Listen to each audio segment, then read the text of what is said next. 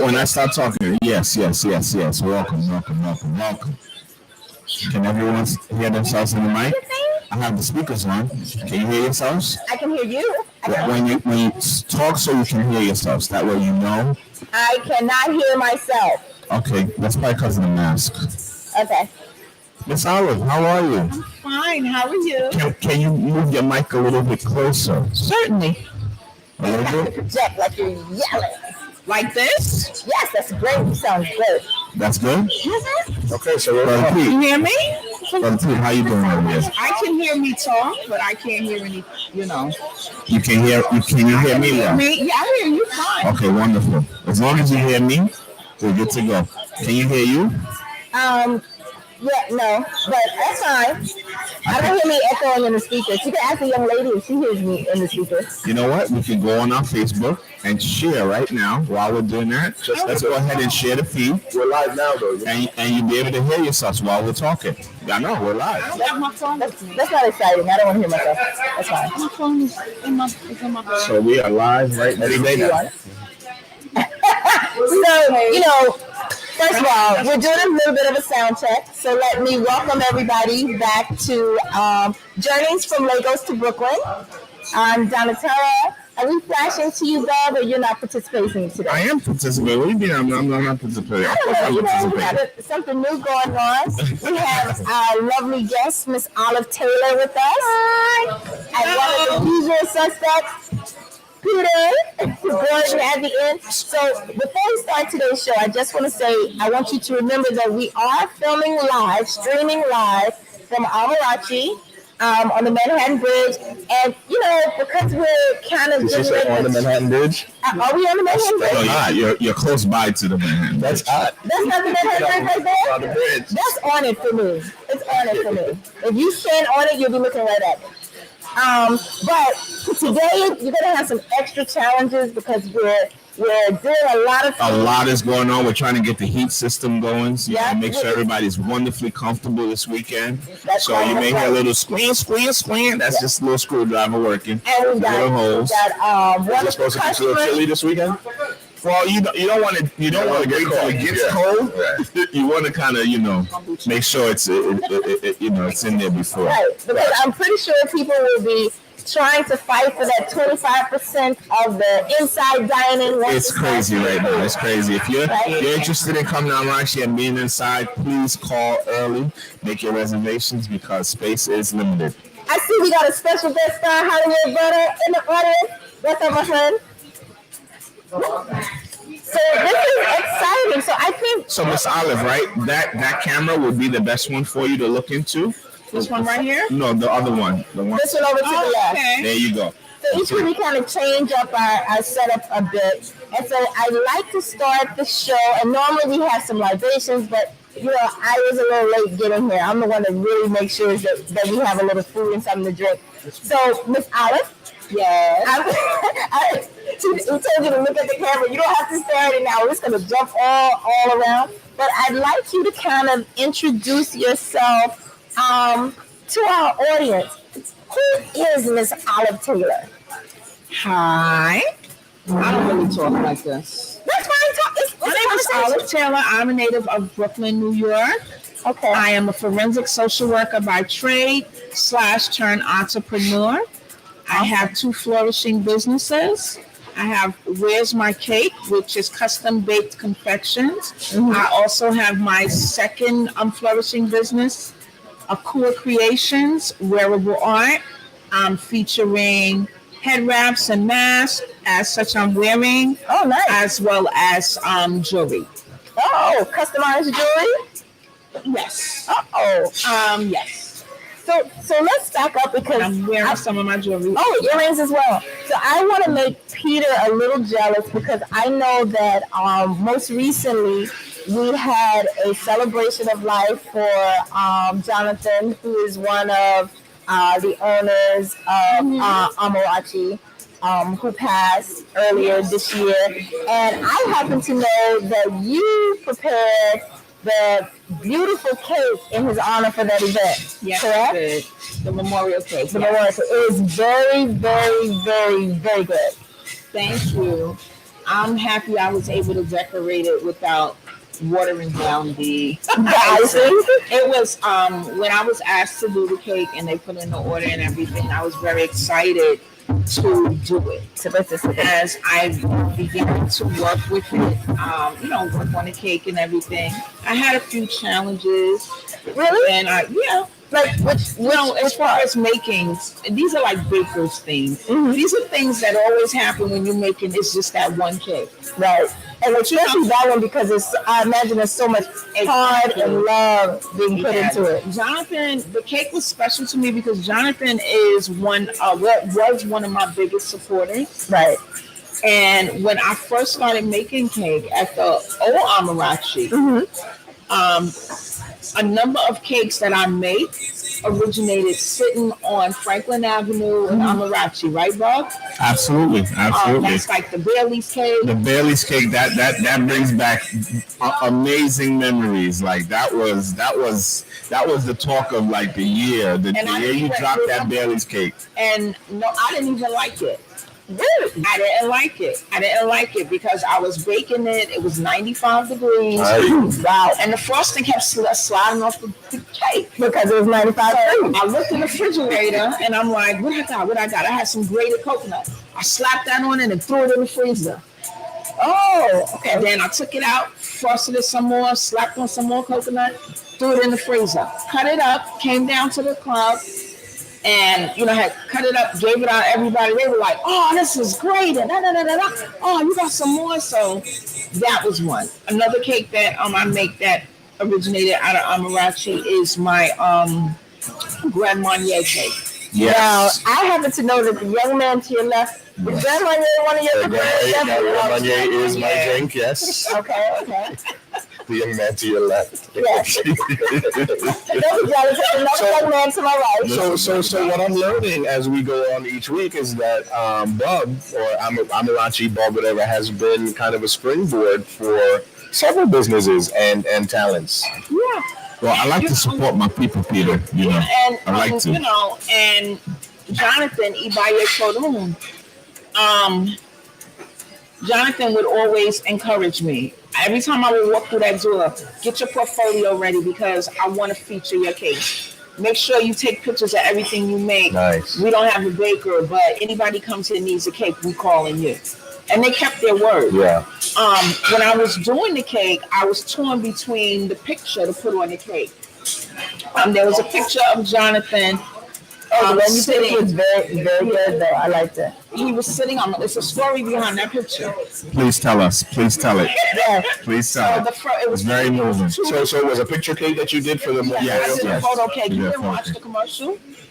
I did not.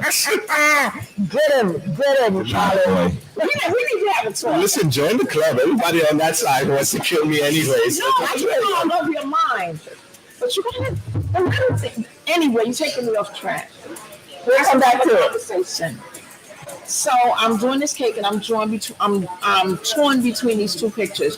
One, Jonathan is sitting in a chair with an aruke. And for those who don't know, like myself, what was the last word you said with that? An aruke. What is an aruke? An aruke is an implement that's used. It's used for spiritual cleaning. Okay. And it's something that African royalty, you will see them with. Okay. Or those are descendants of African royalty.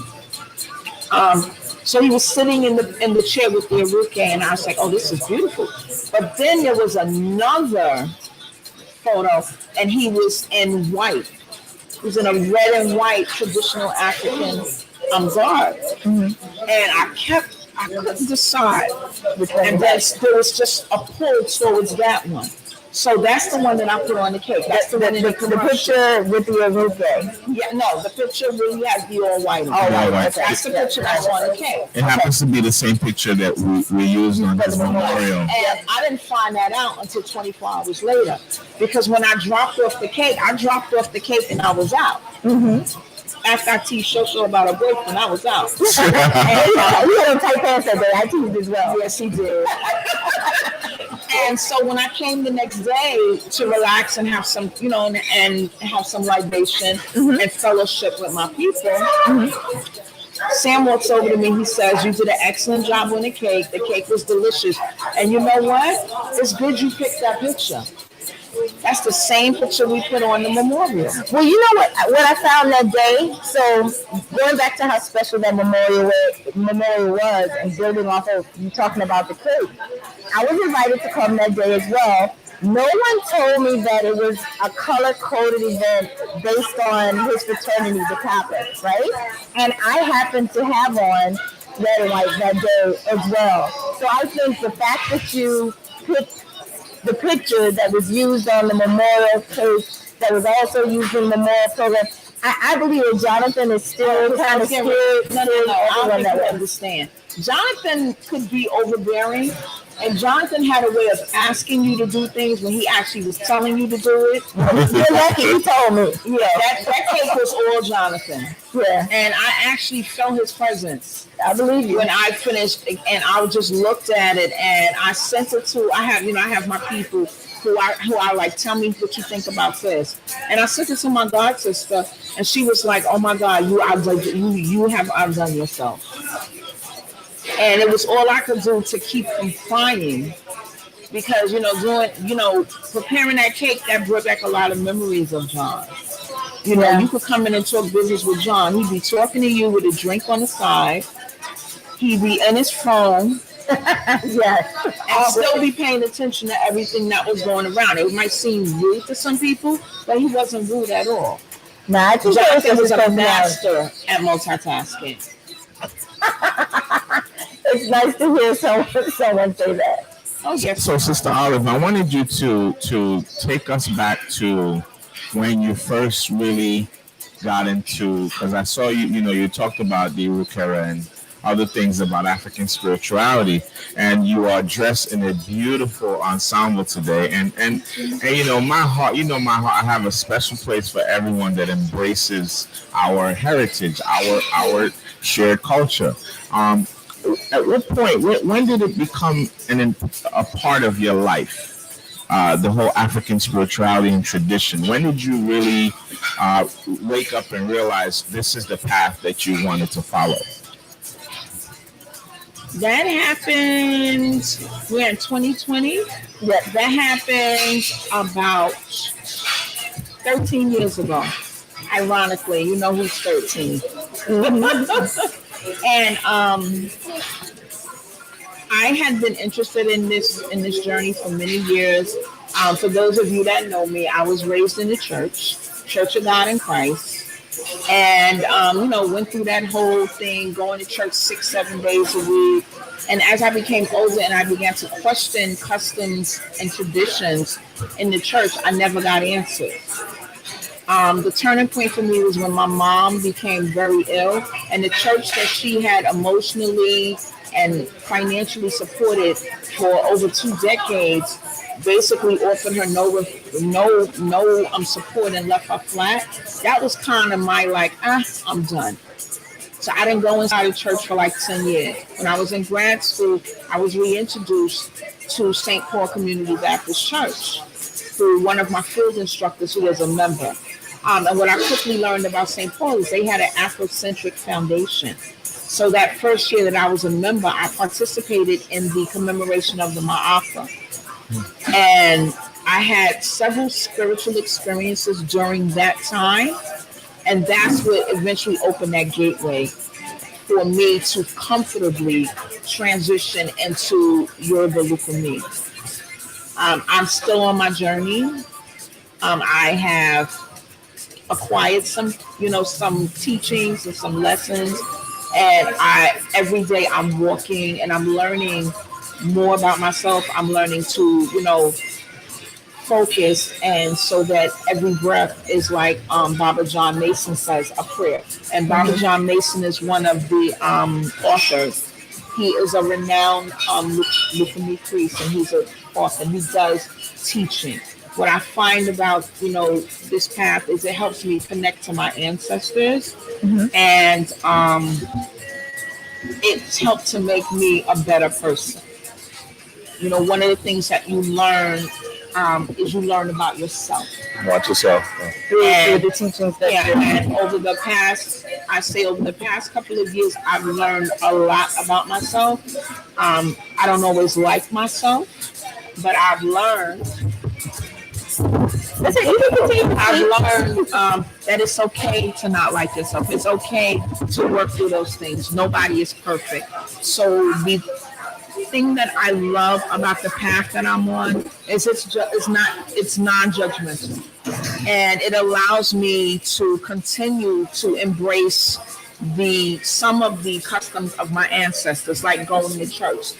You know, sometimes my egg room, and that's ancestors. Sometimes you're. No, wait, Say the word again. egg room. Egg room. And what is egg room again? Those are our ancestors. Ancestors. Okay. Sometimes they'll kick me in the morning, get up and go to church, get up and go to the beach, get up and go do whatever. You know, interesting. I'm sitting here. We didn't anything. We weren't supposed to be talking about this, but that's okay. No, that's fine. This is egg room. This is even here being, egg room. This is part of my life that I've embraced. Do me a favor, because what you're saying is very important and it's loud in here. So I want to make sure that you project yourself so that we can hear you. I think that's why Bob tried to move. Which is funny microphone. because I have a very loud voice. No, your voice is very strong. It's just it's a huge space. Okay, so like I was saying, one of the things that I like about this work is it helps you to be a better person. And you learn yourself. You learn the good, the bad, and the ugly. And you learn that it's okay. It's okay to be who you are. It's okay to be this way because we're all works in progress. And no one is perfect. So I have a question, being not informed about the religion that you're studying. And you say you started about 13 years ago. This and journey. I'm still learning, and I'm not even an expert. I'm under the tutelage of seasoned people now, and I still don't know everything. Well, my question was going to be, what is your hope? Is it to become a leader so that you teach others, or just a continuing betterment of yourself? It's definitely a continuing betterment of self. I've become very humble in my journey because I've experienced things and life's just abundance of blessings that has to make me humble. There's so many different ways my life could have ended up. There's so many different places I could have been, but I'm here. I think we all, if for no other reason than the losses we've seen and the struggles we've seen during the pandemic. Absolutely. I think everyone should have a better appreciation of self and those around them. But yeah, and you know that everyone doesn't. No, that's true. That's what makes us human, though, I think. Yeah, and what I've learned throughout this temporary state that we're in is it's actually, opened up a space for me to even get to know me more. This is the space. If this is the time, if you need to work on yourself, if you need healing, if you need to take something a step further, if you have that idea, if you have that whatever it is, this is the time to do it. It absolutely is, because almost everything that you can think of is available at your fingertips via the internet now in a way that it never was before. Whether it's continuing education, learning religion. I do have a question that I'm wondering, given Akua Creation and what they mean, was that business existing prior to the pandemic or no? So that's what I wanted to get to. And this is what I'm talking about, abundance. This is what I'm talking about, opening up things and allowing yourself to be carried into certain things. This is my year of saying yes. I've walked away from things that do no longer fit me, no longer suit me. So I've walked away from things that no longer suit me, so I can pursue some things that I put off a few years ago. And some circumstances presented themselves now that really dictated, you need to put this down and this is what you need to focus on. And that Akua Creations was born out of necessity. So my question, I want to go more into, for our listeners, I think a lot of people don't understand. I think the most used word, I can't remember right now if it's a verb or not, pivot or adjective, but I think it is the most common used phrase during the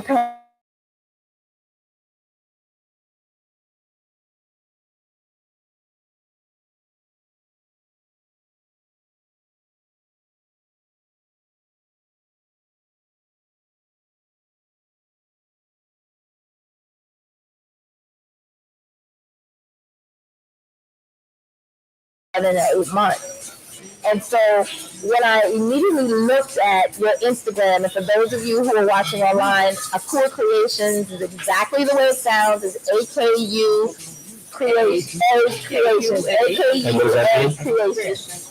Okay, so let me tell you about Akua. Akua is a Swahili word meaning she who was born on Wednesday. Oh, were you born on Wednesday? I was born on a Wednesday. All right now. And these are my creations. You know, if you look at the Anglo-Saxon poem where they talk about the children born on the days of the week, Wednesday's child is full of woe. Okay. Do you know I was born on Wednesday too? Wednesday. Oh, Jonathan? I was born on a Wednesday. Were you? Yeah, he would be but That's why he gives us so much wealth. Huh? You need to leave my people alone. That's what you need to do. Thank you, big sis. Okay. But yeah, so Akua Creations, she who was born on Wednesday. And it actually was all by accident. I needed to go out, and this was right after we had been told we needed to wear masks after they've been ducking and dodging and, telling their tales. Right. So I needed to go out, and a couple of my colleagues were like, "Oh, I'll bring you some masks." But in the meantime, I needed to go to the post office. I needed to do something. And they were sold out online, sold out in the stores. I had some fabric around the house, and I actually made a mask, and I had a little more fabric, and I made a head wrap. I went out to the post office, took a little selfie in front of the post office, posted it on Facebook. And next thing I know, people, Peter was one of the first people to comment. He was like, "Queen, what you said?" I don't know, but it was dope. And I saw it right away, and I was like, "Oh, it was dope, not what you said." Well, you know me. You know what he said. But basically, he gave me a nice comment, and next thing I know, people are commenting, "Oh, you should make some up, or you should sell these." Mind you, I didn't have a sewing machine. This was something I was watching TV. And I said, let me get my needle and thread. Let me just sew this up. Right. And that was it. It was just like a basic, and it was fitted and everything. And I just, folded the head wrap into a square, and I wrapped my head up, and that was it. And next thing I know, people were blowing up my inbox. I hope you're gonna make some. And one of my girlfriends, Sonia McCrae, I hope you're watching. She kept blowing me up. Her and my cousin. They were like, "I hope you do this. I hope you do this." And I was like, "I don't have a sewing machine." And my cousin's reply was like, "Buy one." So 2 days later, and then write it off on your taxes. I was sitting in my car. 2 days later, looking, and I ordered a sewing machine. I ordered some fabric. A lot of the fabric that I use comes from Africa. A lot of the patterns are unique. They have some things in the stores here. But one of the things I like about the fabrics that I use to create the masks and the head wraps is they're not common. You don't see them on everyday print, and I do a range of different things. So, it was like totally by accident. This is not what I planned to do. There are no accidents, my sister. It was divine. This is a point about, that's why I asked you about your spirituality, because, this is possible because of your reclamation of that heritage and culture, which you found now value in this clothing. Absolutely. And finding value, now you created a product who other people who find value in our culture and our tradition can now partake in. And on top of that, you're purchasing from the continent, so you're helping the economy. And this is what we're talking about. That it's not just it's not just a thing we're doing. This thing embodies commerce. economics, self-determination, building wealth absolutely within our community. Yeah. That's why we're embracing the culture and the tradition and the spirituality, because the main people that are going to benefit are us. Right. Exactly. Us, this is our thing. So it's only going to benefit us. And that's why we need to invest more in ourselves. Absolutely. If you decided to go out there and make suit jackets and suit pants, you're competing against the whole world. Right. Yeah, How many people are going to buy the product? Exactly. You're competing against the whole world. And that's what I thought. I said, you know what? And I said, this is a little different. And I said, everybody's making masks, but people are asking for head wraps. And then people are like, oh, do you make this kind? And then, I can't leave out the brothers. I made some crowns for the brothers. Handkerchiefs. Yeah, well, I can. One of the things, I took a look at Akua Creations on Instagram. I want to make sure that we get that name out there enough during this presentation. Very beautiful fabric. But I didn't pay as close attention to one thing that I see that is needed in the market itself for masks. Not necessarily saying that yours doesn't have it, but for me, I found that most bearded men that I see with beards, cannot find a mask that properly covers their face, or men, and not in an insulting way, tend to have sometimes slightly larger heads than the women and children. It's true, my God. So I wanted to point out that's one of the things you want to say if you have those masks. Because for me, because there are pictures on my. Bob, can you pass me my phone? Well, we can. Where is it? Don't worry about it. No, we don't need to take it. I just want them to know that. And that's why I'm pointing it out. And I ran into that challenge as well. I was making masks, and I made a mask for a friend. And he tried it on. He said it doesn't fit. And when I looked at his face, I saw why it didn't fit. Right. So I went back, and I said, okay, I'm gonna fix it. And I had two of my people from back in the day come to me to order some masks.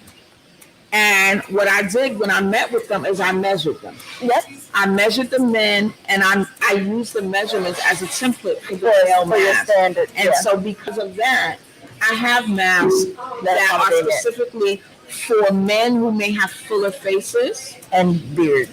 Beards. No, that's excellent, because I gifted a lot of masks during the pandemic, and most of the men were having trouble. It's covering here and here, and this is exposed. But what's supposed to happen is the mask is supposed to cover between your chin and right here. And you also have to accommodate for the size. You don't want an ill-fitting mask. Right, it's uncomfortable. Yeah, I saw one of my people.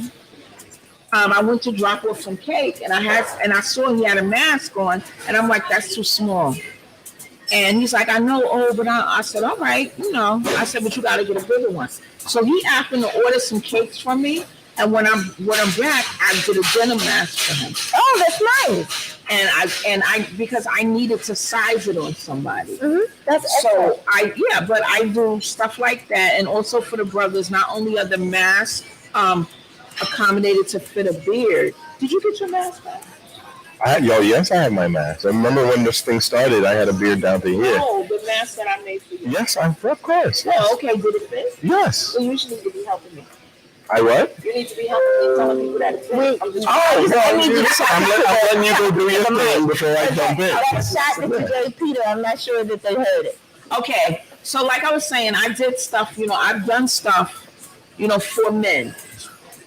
And also, I don't want to leave the brothers out, but I've also made like a lot of men are not going to wear a head wrap unless they have like a lot of locks, and then it's a smaller version. So I've made like a bandana that's large enough to go over some locks. If you don't have locks, you can also rock a bandana. I've done crowns, different things, because I need to have something for the brothers. I don't try not to leave them out. No, and that's good, because they already feel like they're not appreciated a lot of times in different things, And I get it. So you want to be all the fathers, can look forward to getting custom masks and headpieces and whatever else. They're beautiful. The fabrics are really nice. And we know that it's business within the culture, but in this very pivotal time, this racial climate, there are a lot of people outside the culture that are looking in that want to jump in, and I think that you're poised to take advantage of that. Absolutely, absolutely. One of the things that Peter was instrumental with assisting me. Ladies, there's someone in the lobby. One of the things that Peter was instrumental with assisting me with is continuing to develop the marketing and the branding. Mm-hmm. And, we had a conversation about some things that I could do to bring, to improve the brand, which I appreciated. And, we talked about widening the market because this is for us, by us. But if you're not us, you can still come and support us.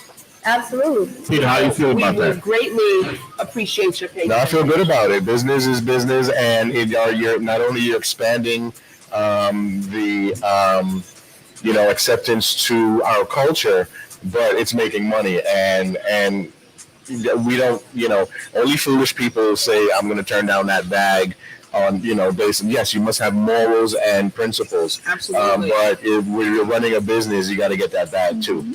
And one of the things that, when you receive one of my items, you will have a card, and it will break down the significance of the color. It will break down the significance of the different, what they represent in relation to the diaspora. Mm-hmm. And that's important so people understand this is not something that came out of Walmart.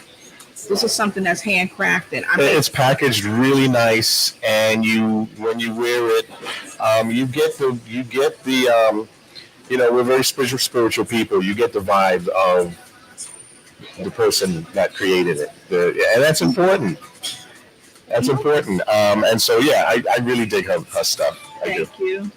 Awesome. So as we transition from speaking about Akua Creations, I just want to make sure we talked about the custom confections that you do, and that Instagram is My Cake, which is Where Is My Cake?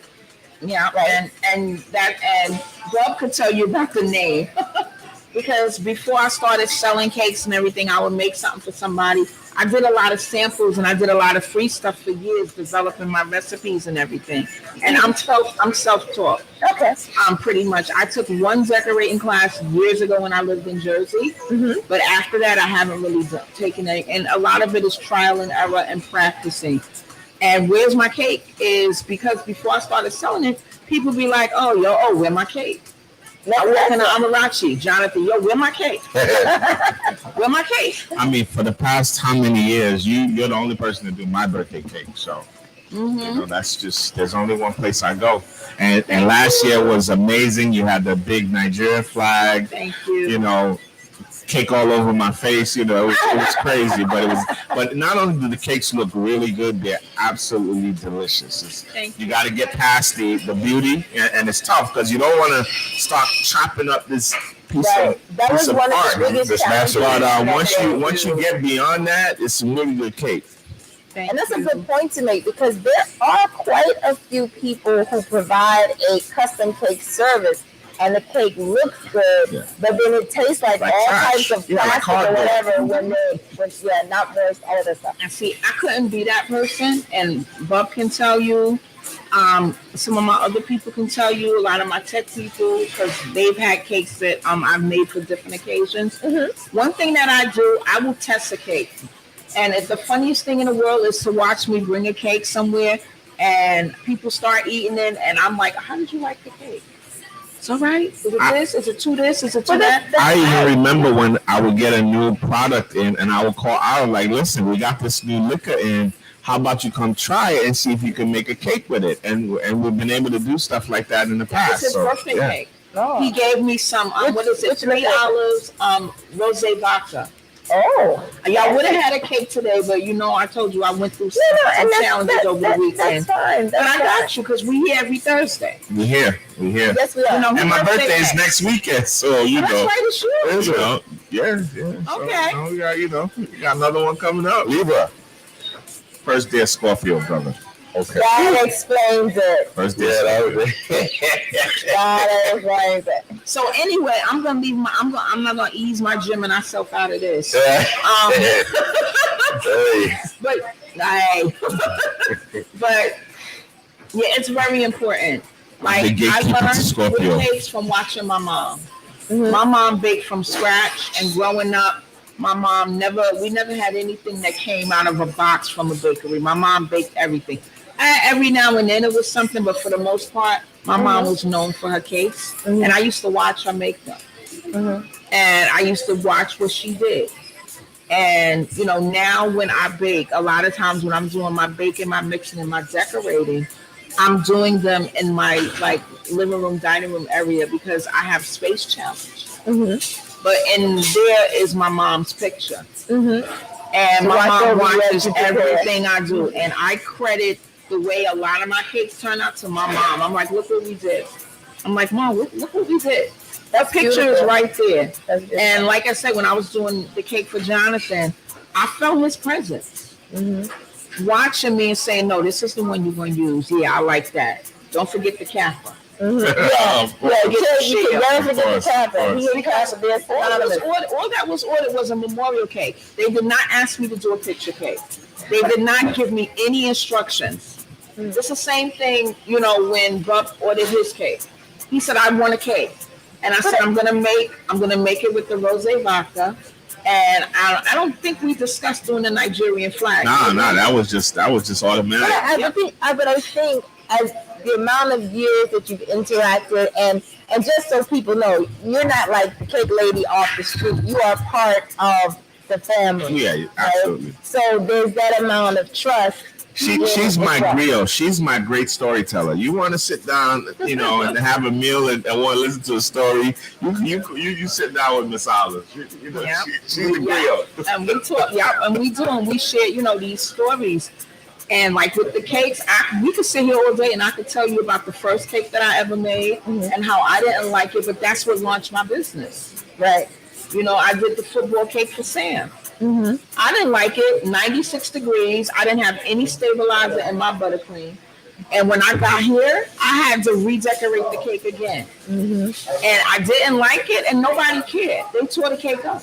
Yeah. And artists are usually more critical of their own work, and other people are able to accept the item as its natural beauty and consume it. Because we're not tasting to see, does it have this? Does it have the stabilizer? I don't even know what a stabilizer is for your cream. That's bakery talk. Yeah. But and then one gentleman came and got 4 pieces, and the 5th time he came back, he handed me his business card. He actually it's Roy Brown. No, his name is Mr. Roy Brown, and he works for the Small Business Development Center of New York City. He was like, this cake is so good. He kept coming back because he kept having people try it.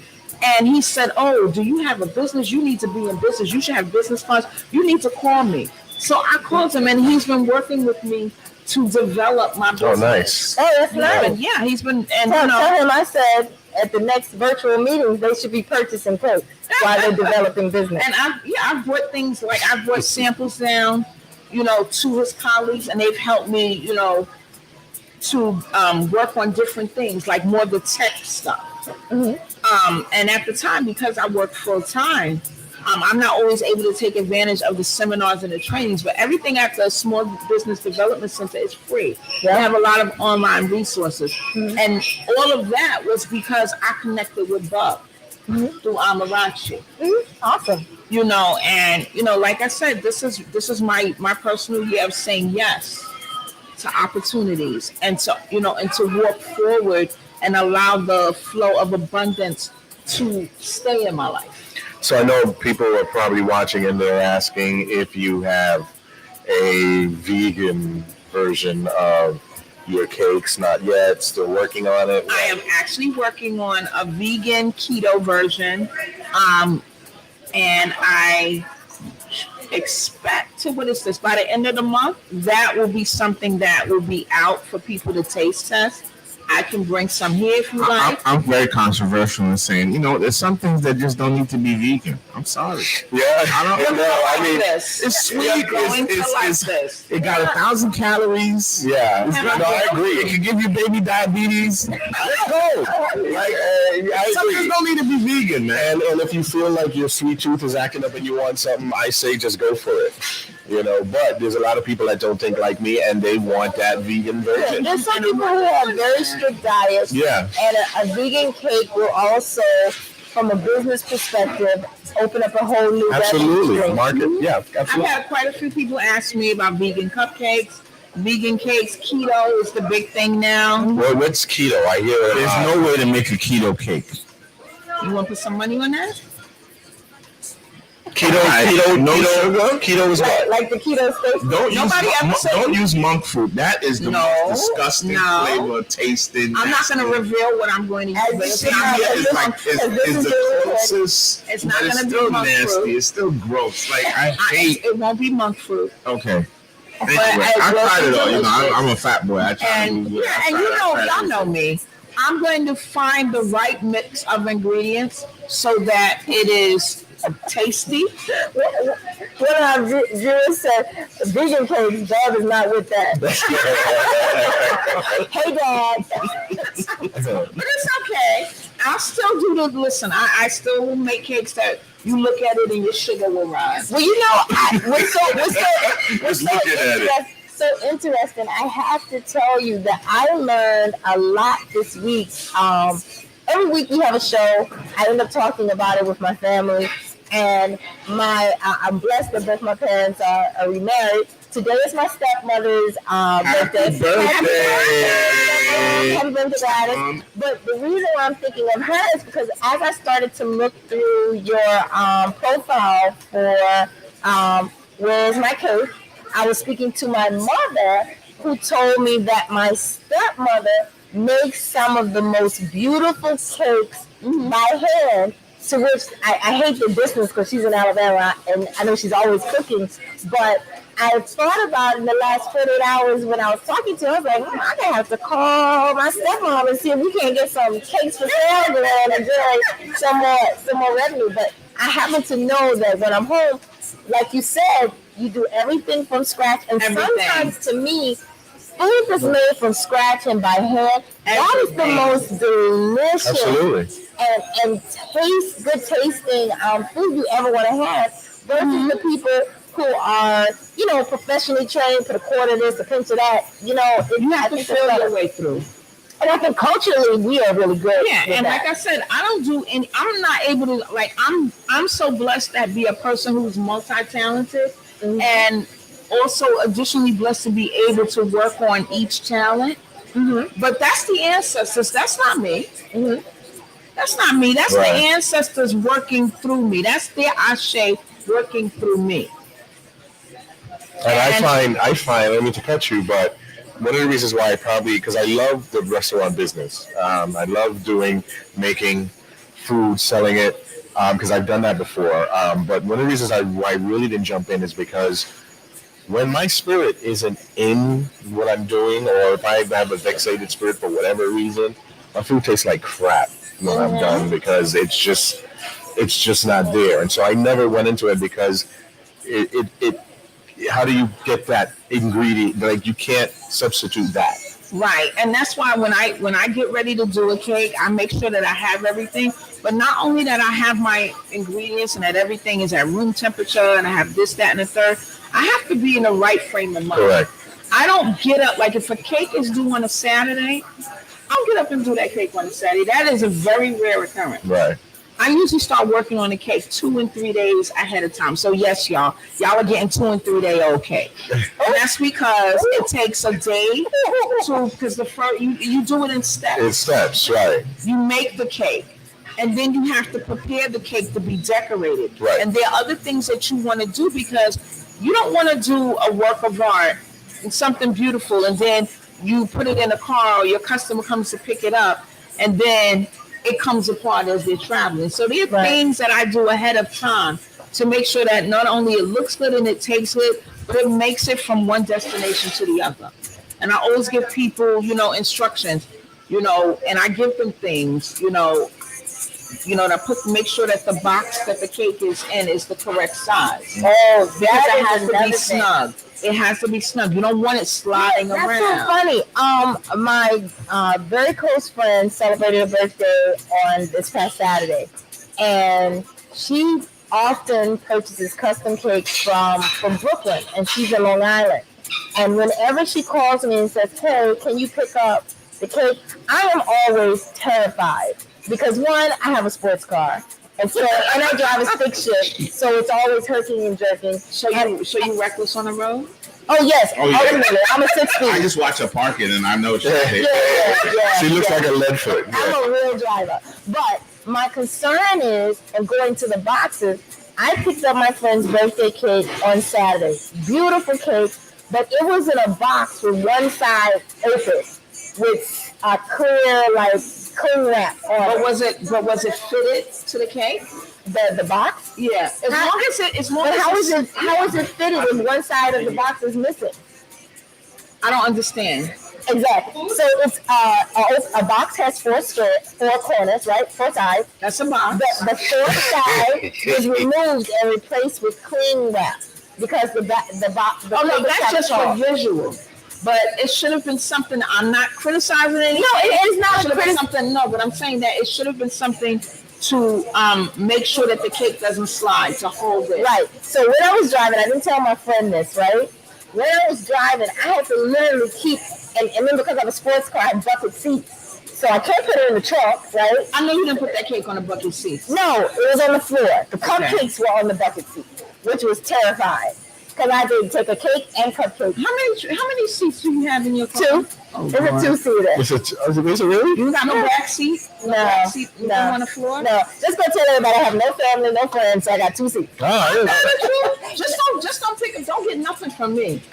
Don't order nothing from me. Unless you come in. No, you gotta deliver it. That's all. Yeah, either but the point that I was have saying, one of them come but the point I was saying you were making about the box was very good because I was traumatized driving 20 miles with that cake on the floor and then watching the box slide. Oh, but like I said, if you order something, if you ever place an order with me, I got you on all of that. Yeah, that's good. I'm not going to, tell what I do, but I got you on all of that. Secrets are very good. Yeah. So I think we've spent a lot of time speaking about Akua Creations, your customized head wraps and masks and things for gentlemen as well. We talked about Where's My Cake. Is there anything else that you would like to talk about?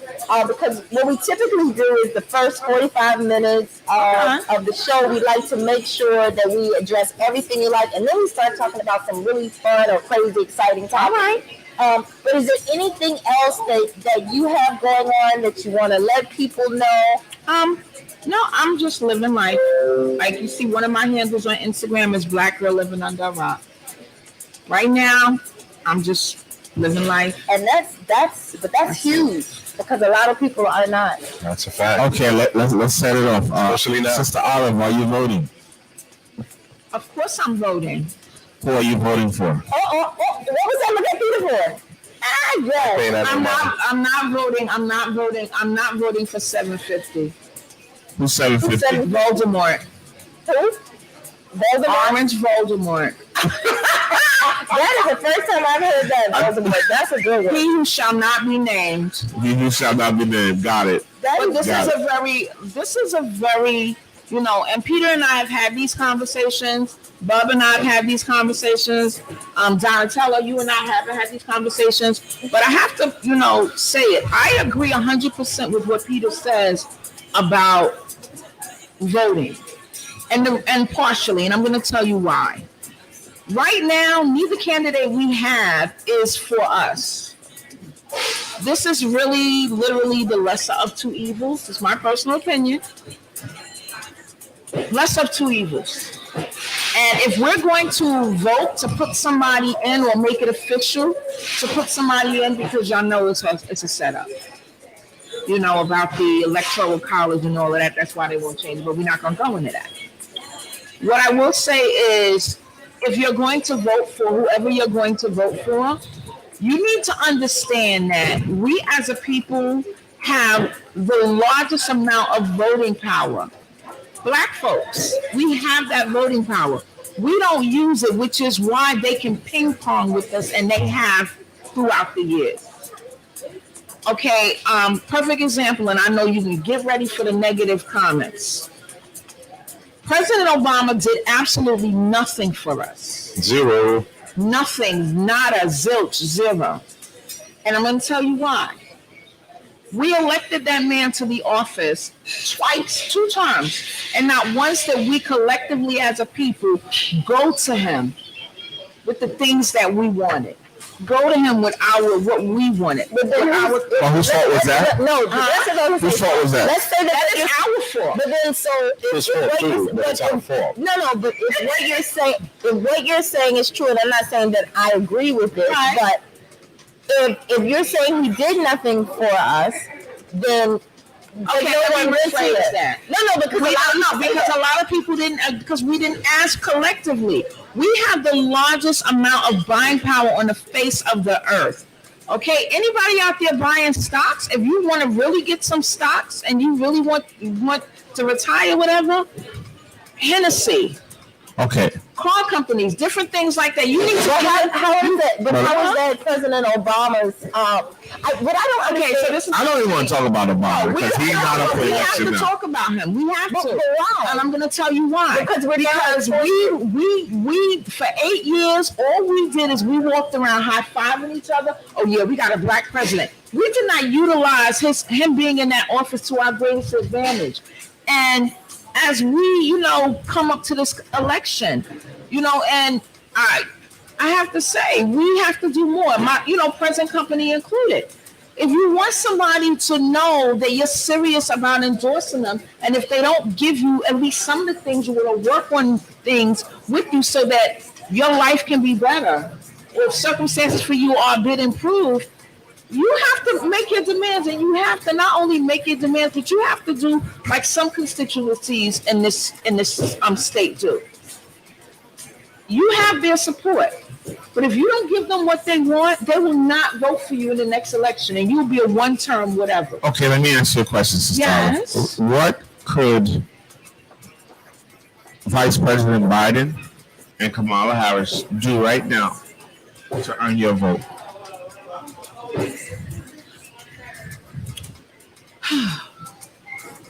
I'm going to vote, and I tell you, some days I turn off the TV and I'm like, I'm not voting for anybody. No, I want to know what they can do for you to make you vote for them. Sit down. You want them to sit down? I want them to sit down With who? with us. You don't think they've sat down with us? Nah, not the right us. They ain't sit down with us. Who is the right? Who's the right us? Who's the right us? The people who are in the trenches working every day. The people who own their own businesses. That's arguable. They have people on their campaign that are us. His vice president is us. So no, but see, and I need to know where he stands on some of the issues. I think you see the political ads. I think he's clear where he stands. He says it clear as day. Okay, he's trying to end white supremacy. He's trying to end, and he's going an around unfair apologizing. For the last 2 years, he's been apologizing. And when I say apologizing, you've been apologizing for all of those legislation that you passed So that if he, impacted let me ask you men a of question. color in this country. If he didn't do that, what would we be saying about him? I'm sorry? If he didn't do that, if he's not apologizing, if he's not saying he was wrong, what would we be saying about him?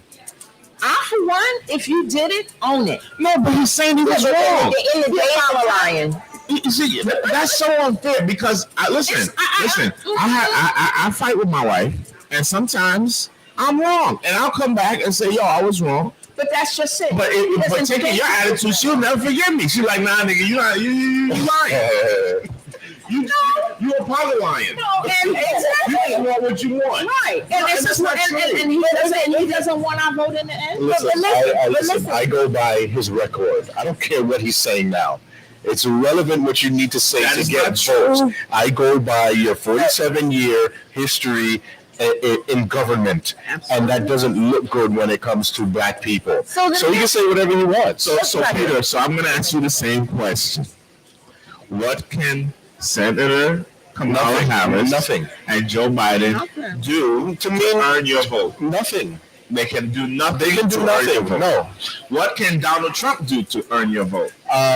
Sit down with someone like he's doing right now. You're willing to accept something Donald Trump can do. Yeah, and I'll tell you what. You see that hypocrisy right now? No. You see that hypocrisy right now? Wait. What's his record? What's his record, Bob? What is his record? Wait. What is Donald Trump? You always do this. Wait, okay. We're gonna see this. All of his friends, his cronies, his work. I'm talking about jail. No. Let me ask a question. Bankruptcy. He can't even Let me ask a question. What is his record?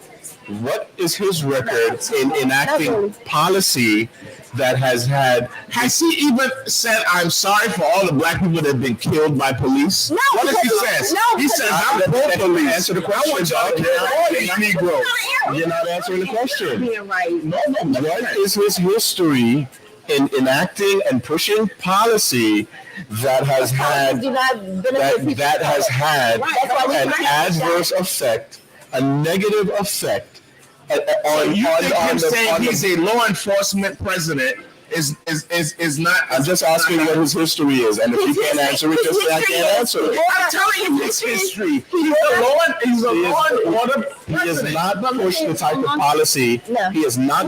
He wants to fund the president. I'm talking about his past history, Bob. That is his past history. That's his present history. That's his present history. You're ignoring the point. I'm not ignoring you.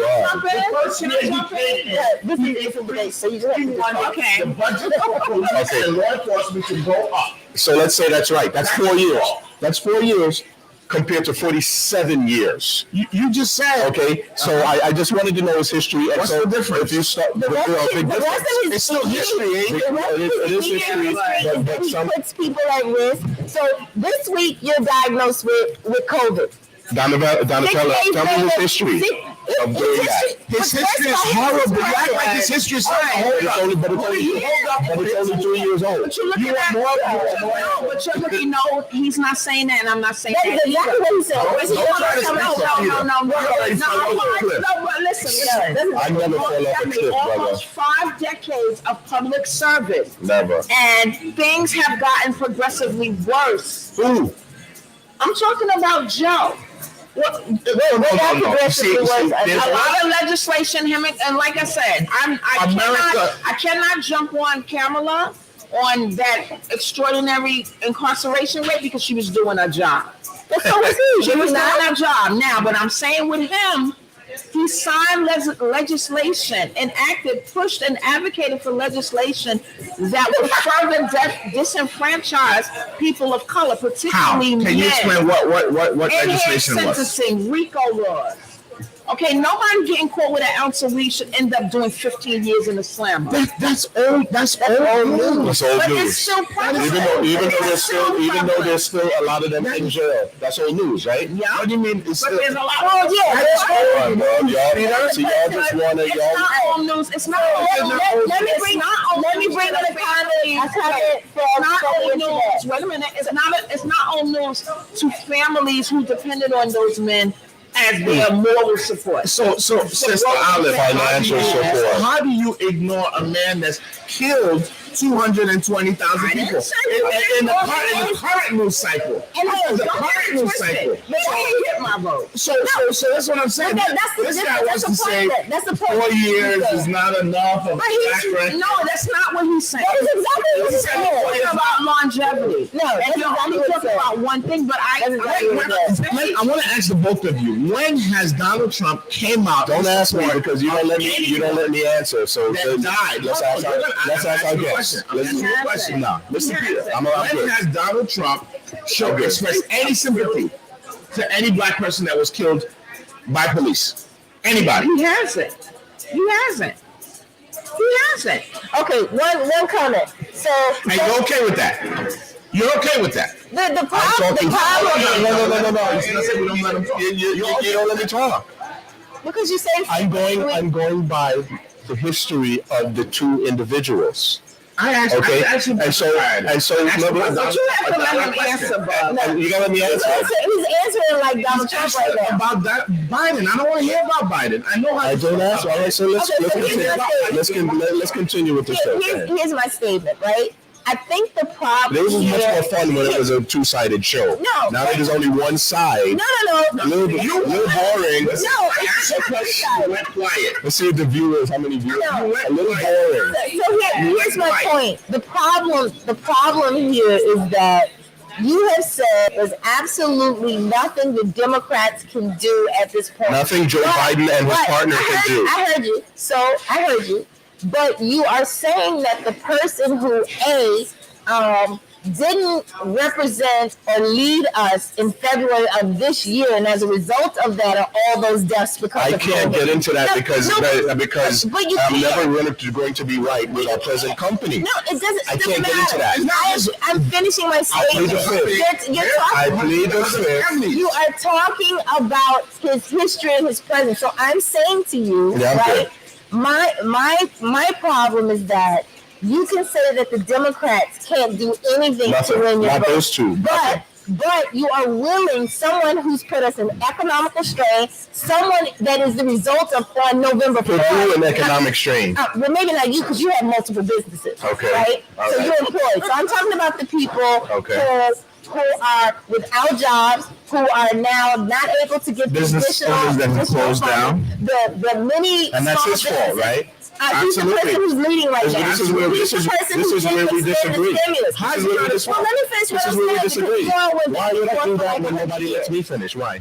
Well, because you keep saying the same Well, thing. but you're not being fair. You have to let him say. No, we don't. No. We had a Right. show So go. let him go. Let's do it. I asked him a question. You want to answer? I'm not because you're not gonna listen. You don't want to say Let's nothing. move on. Let's move on. The only Sorry. point is You don't want to say the only nothing. point that's I won't say upsetting is nothing for that 10 minutes. you If you can speak his views. you can let You want to talk about something good Republicans- like what the Jets? What you want to? No. Let's get into sports. I think this is Because great. the Giants got smacked out. I'm feeling a way about that right now.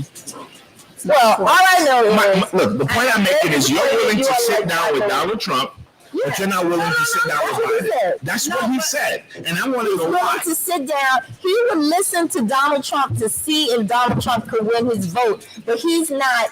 He's not in a position where the Democrats can do Will you allow anything. me to answer? So Not cut me the one viewer says, Oh, I think we're good. I want to give the impression that. what is Pete smoking? Democrats can't do anything for him, but he's willing to sit down with 45, and that's my point. That's the only point I'm Smoking the making. good shit, buddy. What you say? It's too good. And you obviously don't go Good mad. shit.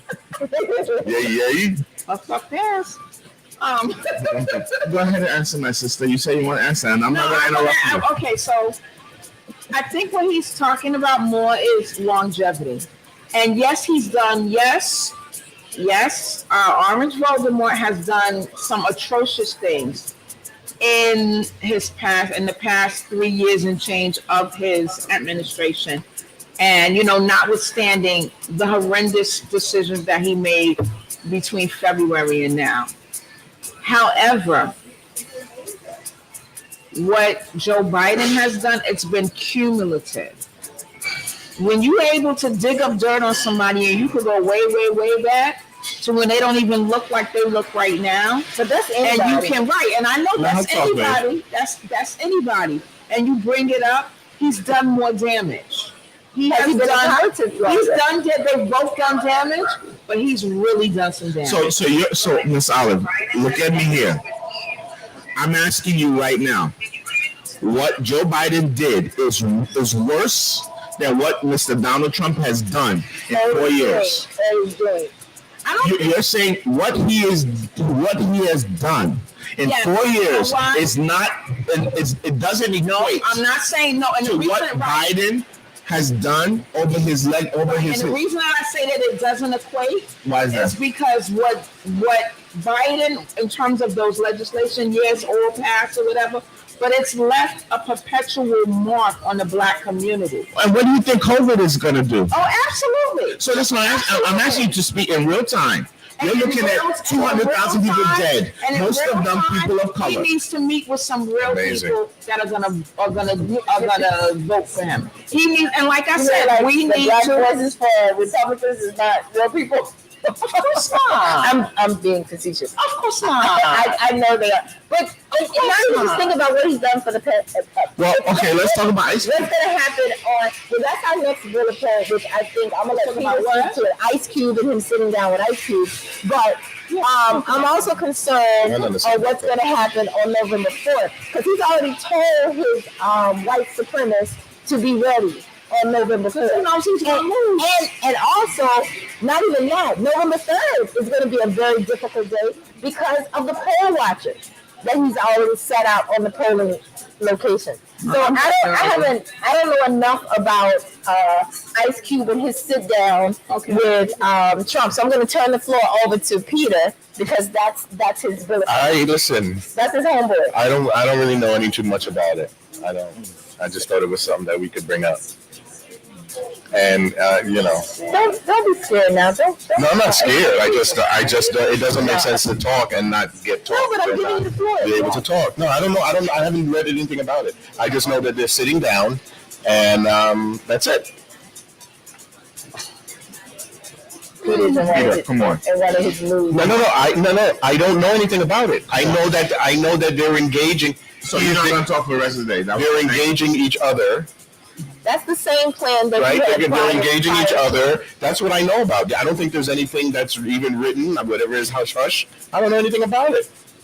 Oh, Peter. Yes, you do. Because we spoke about the Ice Cube plan. Yeah, he did before. Right. We talked. Right. I read that off, and I haven't done. I don't know anything he's meeting with Trump about. Okay, well, I don't remember. I don't know. No problem. I don't know. I don't remember anything. Donnatella, what do you think about that? Well, so I don't know the details of what the plan is, but I thought the plan was birthed earlier in the pandemic, around the same time when Puffy Combs was talking about holding the black vote hostage if there weren't changes. I know that Ice Cube is a phenomenal businessman. I think that he is very in touch with our community. I don't think that if he sat down and created some type of plan, it's probably to benefit us without trying to take advantage of the community. I can't have I don't have an educated comment, but I do see. I was looking online really quick to see what I could see. Well, so here's the breaking news. Ice Cube defends advising Trump on plan for Black Americans. I guess people are now attacking Ice People Cube. are killing Ice Cube for it. They're killing him. Sitting down with Trump. It's ridiculous. And they should. Ridiculous. But why should they? Because Aren't we all entitled Donald to Trump. agree to disagree? Donald Trump has gone beyond. He's gone beyond the mark. We drew a line in the sand to civility, to decency. He's leaped over that. There's nothing he says that's truthful. He's a complete dishonest man. He's a liar. He's a And cheater. Biden isn't a liar? Let's not talk about Biden. Perhaps he's not a white We're talking about Biden. That's what someone said. We're talking about Trump. Okay. We're talking about Trump. We're talking about Biden didn't pay porn stars. Or grab vaginas. No. He didn't go on TV and say, you just grab, Okay. Biden wasn't with Jeffrey Epstein on those islands. He wasn't, He wasn't hot invited. potatoing. He wasn't looking at those young girls and his skin jumping. Okay, that was Trump. The bigger problem is he's the commander-in-chief, and it's very hard to imagine that the commander-in-chief who's supposed to lead all people, if he's just about a self-proclaimed white supremacist, how can he do things to benefit the entire country if he only represents a I person? have watched every police shooting, whether justified, unjustified, indictment, no indictment. Not one time did this president offer his condolences to any family, No, he's not going Or to. even his empathy. Nothing. Nothing. or show any kind of compassion for the plight that we face in the He's streets. being exactly who he is.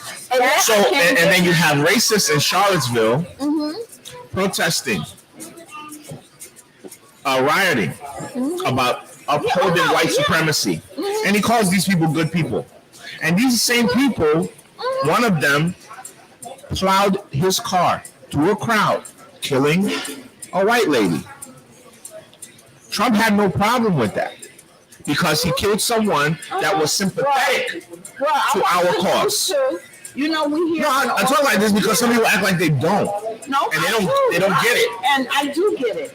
And he's a dangerous person to be in office. So I don't understand the turn on to Trump. I don't understand why anyone looks at that man and is turned on and is excited for anything that he can do. When everything he has ever done is a failure. His hotels are failures. His schools were failures. His businesses are failures. His children are failures. His families are failures. But they're in the White House, and for some people, that is a mark of success. They cheated their way into the White House. But people And we're talking understand. about a society where they don't care about any of that. No, and not even just that. No, we don't care. You know why? If you look at the polls, only 30% of the country don't care. Well, That's where he's polling. if only 30% of the country doesn't 60% care, of the country and the don't percentage is not feel voting, differently. it still doesn't help. So I have friends, just to Peter's defense, so it doesn't seem like we're jumping on him. Thank you. I know. I'm feeling some weight. That's all right. We'll talk about headwraps and cakes. That's right. So We usually look. In all honesty, we usually let our guests off the. yeah, off and the that's what I set. tried to do. I tried to You know, figure a because way it out, gets but then heated. you I got was, and can I be excused? They're making you feel bad. But you know what's interesting?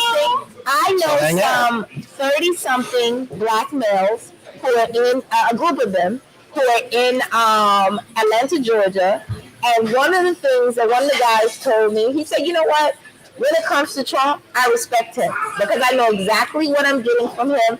And from his perspective, poor people, Yeah, which damn he's right. not, He don't know what Trump. poor people, it's the first time they ever received a benefit. So to me, Trump kind of bought his vote from a certain demographic by giving them that first stimulus, right? That first additional $600. Let's talk about that stimulus check. That's Well, they don't know they gotta pay that's not the taxes first time on it. we all got stimulus. No, It's not. but we're talking about Can I say something in the about that manner stimulus? in which Can I they say got something it. about that stimulus? You know why it was only $1,200? It was $600 For every some week. people. But you know why it was a set amount? They know, listen, they're going to give us only but so much. You know what we could have done had we collectively, had 100 people collectively came together? Well, A lot of us didn't. a lot of people did try to, Right. but the majority of people who received that $600 additional stimulus each week, some of those people have never seen that much money. Right, but And that's not what I was that's going. I was talking about. They're talking about economic empowerment and the real stimulus. That was the government, and they knew that a lot of us were going to give that money right back. Look around in our neighborhood. You have so many neighborhood-based businesses that have shut down. But that's not why the neighborhood businesses I'm shut not- down. The neighborhood businesses shut down because Donatella's not going to let me talk. well, it's a conversation, Right. not a lecture. Right, and what I'm saying is that stimulus, I understand it was supposed to revive the economy, but you have look at all of these businesses in the hood that is shut down because we can't support them. Well, that's No, you're not. our problem. I support Part of my it is businesses in our the hood. problem, but the other thing is that we need to support our businesses. And when I'm talking about that, I'm talking about our businesses. But I do. You know, I noticed that now that things are opening up again, you have the nail salons starting to flourish. And when I say the nail salons, I'm speaking of the non-Black owned ones. Because for me, a big thing, all of my personal care services are done by people of color. And mine are not. My nails are done by my very good friend who's Korean. Her business. Okay. That's where I get my lashes done. My Okay. nails are done by a But- very good young lady who's Japanese. But I don't. I'm not so pro-black that I'm anti everything else. I'm not anti everything. No, else, I'm not but saying what you I'm are. saying is this: in the community, at the end of the day, they take our dollars, they pack up, they lock up, and they bring that wealth to their community. They do. And all that I want us to do is I want us to look at that. Like one day I'm coming home from work, I go into the convenience store on the corner, and I come out, and the little boy whose dad owns a convenience store, and a little brother out there, he's saying to him, "Can you play?" "Nah, I can't play. I gotta work." "Well, you gotta work?" "Yeah, I gotta work. I'll catch you later." And this is the mentality. Those two little boys are gonna grow up in the neighborhood, and this one is gonna inherit the business, and our little brother is gonna grow up, and he's not gonna inherit the business. Well, some of our little brothers don't have any fathers. But what I always ask is that for older people in the community, those that have their own businesses, even if you don't have your own business, if you are part of a community-based organization, a fraternity, community club, something, take your children with you to work. Show them what you do. Take them with you to your community functions or whatever, so that they grow up maybe wanting to do something. When you own a business and you want to create your legacy, you take your kids with you to work. And this is what I see the people that live in a community, that have businesses in the community, but do not live in the community. Our community sustains them. At the end of the day, I care about great service. But if I can get great service from somebody that looks like me, that has established their business, that's who's going to get my business. And many people know me, they know this to be true. Until I found a place where I get my nails done now, I was getting my nails done for someone out in Bay Ridge, Caucasian lady. Because you know what, at the end of the day, if green is the only color that matters, and people that give quality services serve everybody. I learned that with my business. Okay, I went to pick up something from a store in Flatbush Avenue, and the lady in there was white. We got to talking. I left her business card. I got people calling me that want orders. You think I'm turning down that money? I don't care what you look like. I care about quality service. And the reason I keep harping on these people that open their business in our neighborhoods and leave, a lot of them don't give us quality service. And those should, a lot of us, be I remember supported. going into a nail salon and asking something and sitting down, and a lady saying nigga. Okay, and I had to get up and I had to leave.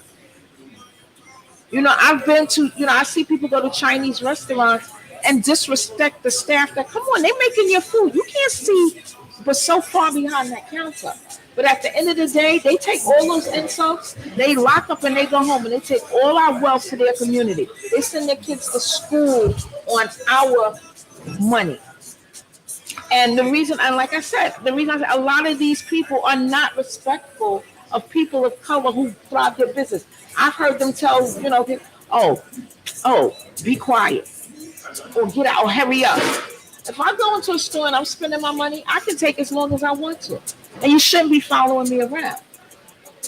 And that's what I'm talking about when I'm talking about economic empowerment. Some people can't wait for these nail salons and these Chinese restaurants and all these other places to reopen so they could go back and be disrespectful. Disgusting. But Okay, Olive, okay, I don't Yes. mean to cut you off. I got to talk to. I mean, I'm giving y'all free, airspace. But I have to say that's why I get enraged, because when you have someone that's constantly disrespecting us in our face, why are we willing to sit at the table with him? Why? It's like going back to that same Chinese store that's disrespecting you. Why would you go back there? That's my question. If you're getting bad service, if they don't care about you, if they want you dead, if every time you come they call the cops so the cops could come get you and shoot you, why would you keep going there? Why would you want to have a conversation? And that's what I don't get. Fine, you don't want to vote for Biden, you don't have to. I don't give a shit about that. But why would you even pay Trump any money?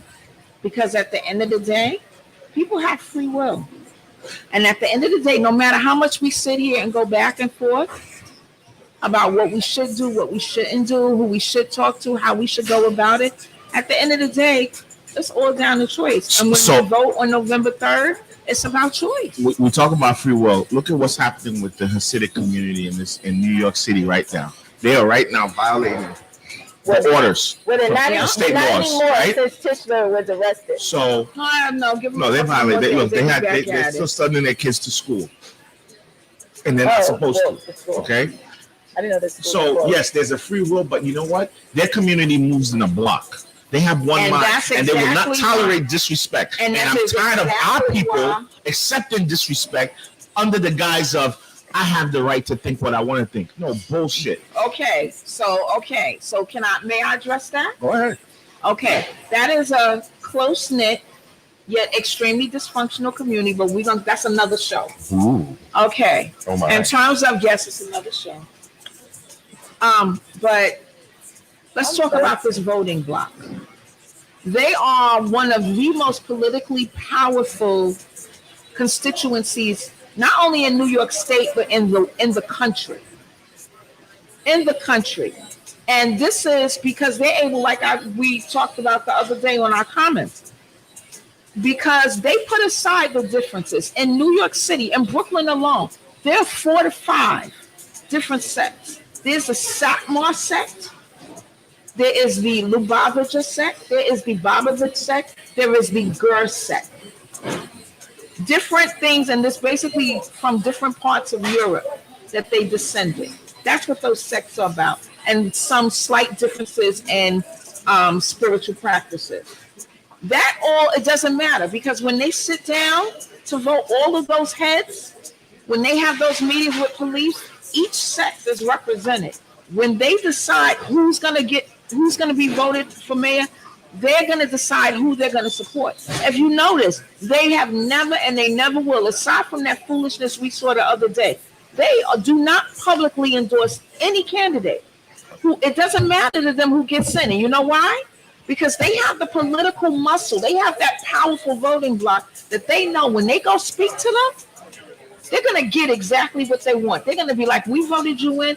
We need you to not do this, or you need this, whatever they say to them. Right. We need you to not ticket our cars because our community, blah, blah, blah. We need you to not do this. We need you to let us do what are we going to do. We need you to let us do our ritual cleansing, and we need you not to say anything. We need you to keep the Department of Health away from our whatever it is. I'm not saying this is exactly what they say, but you get the gist of what I'm saying. Mm-hmm. They go to that person. We put you in office, and this is what we need you to work with us on. And if they don't fulfill that, the next time it comes around to vote, they're not going to support them, and they're going to put their votes behind somebody else, and somebody else is going to win. And that's totally fine.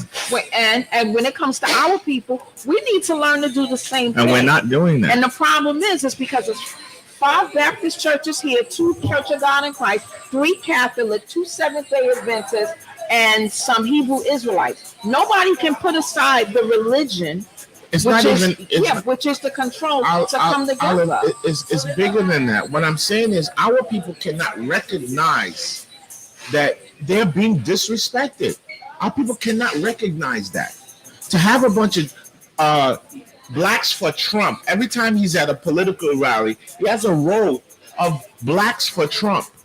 These are people that don't care about us being disrespected. And we have too many people like that in our community. They don't. My mother was talking It's about what they have to gain by by being in these stands. Absolutely. How much money they've been paying, whatever opportunities that they personally are benefiting from. And we have too many of that in our community. I agree with you 100%. Miss A. And that's a problem. So sure, we have free will, but don't tolerate the disrespect that's actively going on right now in your face. Do not ignore it. Because what do you think 4 more years is going to look like? Right, but you have to look at what he's saying. if you're gonna come, and I'm, He hasn't said anything, so I can't say but I'm that. talking about what he said before. It's unfair to say that if you can sit down and talk to Biden, you can't talk to Trump, because inevitably he could steal another election. And if that happens, who's gonna talk to him then? Are we just gonna stand by and do nothing? You think if he wins the elections, he's in any way gonna listen to what we have? Why would he do anything we want? He's not. So that's my point. Like, why is it rocket science? Why is it so hard to see? But what promise do we have that if Joe Biden and Kamala are elected, that they're not going to turn their backs on us? Let's see it. Let's see it. Give them an opportunity. We already gave this guy an opportunity. See what he did already. I'm not willing to waste another 4 years. Listen, I concur with you.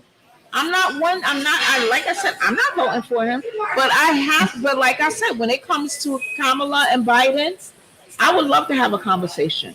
We can have a conversation when they're in office. And if we want to hold them accountable, and if we want to march and protest and stand in front of the White House, let's do that once they're in there. You made me political today.